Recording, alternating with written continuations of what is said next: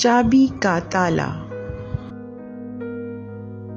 नादिर को बड़े संदूक के नीचे एक चाबी मिली। नादिर ने सोचा, चाबी है तो इसका ताला भी जरूर होगा। फिर क्या था बच्चों, उसने चाबी का ताला तलाश करना शुरू कर दिया। उसने चाबी को संदूक के ताले में लगाया तो चाबी बहुत ढीली थी।